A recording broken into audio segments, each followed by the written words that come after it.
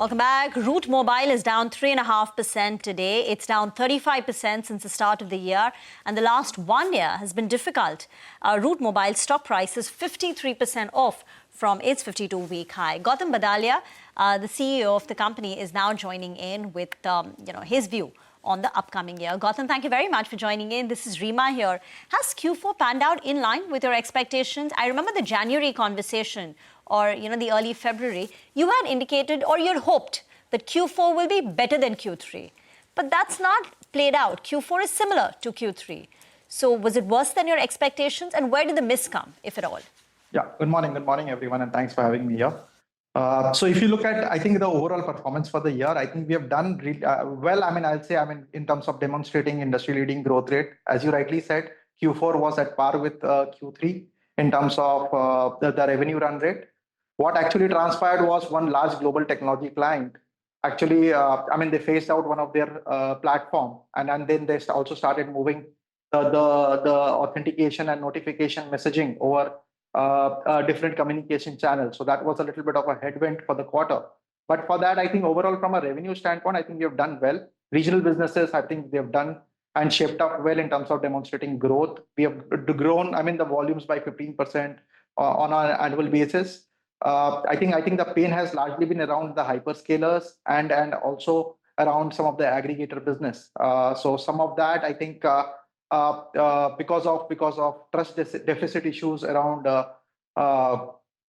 artificially inflated traffic and all. There are some structural changes happening, and that's where I think we are now investing into the next cutting edge technology, working on telco APIs, where we can do direct authentication at the direct network level.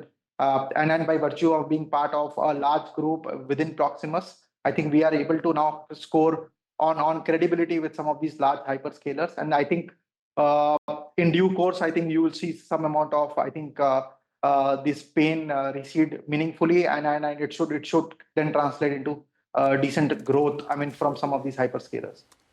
So Gautam, very simply, at a higher level, if you could explain, what exactly is the problem with the hyperscalers? How much does it contribute to the traffic right now? What is the concern? Why are they slowing down work? At a very simple base level, for people who don't understand the technicalities of your business, if you could explain. Sure. So what actually had transpired over the last 1.5 to 2 years has been, operators have been raising international tariffs for termination of the messages, right? And a lot of CPASS players have been committing to the telcos, most of these hyperscalers have been looking at kind of cost optimization within their scheme of communication spend. So eventually what has transpired is some of the commitments kind of became overcommitments, and then there were artificially generated traffic, which really caused a lot of concerns with some of the large players like the Amazons, Metas, and Microsofts of the world. And they started kind of introspecting into their communication spend, and they were paying for some of these fake traffic, so to say, which was not yielding them any ROI. So that led to a larger introspection. They started evaluating alternate mechanisms for sending those communication. And that was essentially the headwind that I'm talking about. And now I think most large global enterprise prefer working with partners who are directly connected to the telcos and not working with partners, where there are multiple hops. Okay. And the concern of artificially inflated traffic, where did the buck stop? Who was responsible for that? As I said, I think that's where I think the technology evolution will play a pivotal role. And as a part of the Proximus global umbrella, we are already kind of embarking on that or investing into that futuristic technology. The telco API, network API solution. And then I think with 365 Squared, the company that we have, they've already developed an AI-powered spam filtering solution, which is deployed with a few telcos. So we are already kind of investing into some of the stuff which can give a lot of assurance to large global enterprises, hyperscalers, in terms of their communication spend. When you say that many large global enterprises prefer to directly work with partners, were they trying to bypass CPASS players like you and some of the others? The CPASS players, but there were a lot of CPASS players who did not have direct connectivity with the telcos. We as part of the group, we are directly connected with 450 plus mobile network operators. So we definitely have an edge Now we are not trying to invest all of the ante in terms of the technology evolution and drive that volume through us directly. Okay. Now let's get back to the numbers. Do you think a 15% revenue growth is possible in FY26? So as I think highlighted, I think earlier as well, I think we're not looking at giving any guidance considering, I mean, what's kind of transpiring globally, I mean, in terms of the tariffs, in terms of geopolitical situations. So we are not very sure about how the discretionary spend within all the enterprises kind of will evolve. But I think what we can assure to all our stakeholders is that we'll continue to demonstrate industry-leading growth rate. And at this point in time, I think what is within our control is to kind of also work on some of the cost levers. So, I mean, over the last year, because we closed a very large M&A transaction by being part of the larger group, there were a lot of integration costs, a lot of one-time incentives, and some compensation realignments.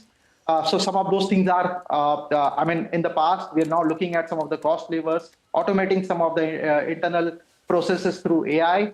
So, I mean, as a management team, I think we are committed to also drive some cost optimization during the year and thereby drive some stronger profitability. So gross margins, which declined in Q4 to 19.3%, can get back to 21% by the end of next year? Again, I will not want to kind of commit on anything forward-looking, but as you rightly said, I think what we have been able to tap into with the group in terms of synergies have been the low-cost synergy bucket, I mean, which was essentially the lowest hanging fruit. We have picked out pretty much on that, I mean, in terms of tapping that out in terms of the full potential. Now we are looking at tapping into the higher margin synergies, I think, with the group. So we believe, I think we are pretty much at the bottom of that gross margin profile. And the margin profile should meaningfully improve going forward. Okay, we'll take that as a guidance then. Gautam, thank you very much for joining in. So the gross margin perhaps has bottomed out and will meaningfully improve from here on as the company looks to improve their cost efficiencies and tap into the synergies with the Proximus group. Route Mobile stock down 3.6%, markets down 1%, but the Nifty is holding on to 24,000 mark, even as border tensions continue to remain high and weighs on the market sentiment. It's a wrap on trading hour. Don't go anywhere. Halftime report is up next.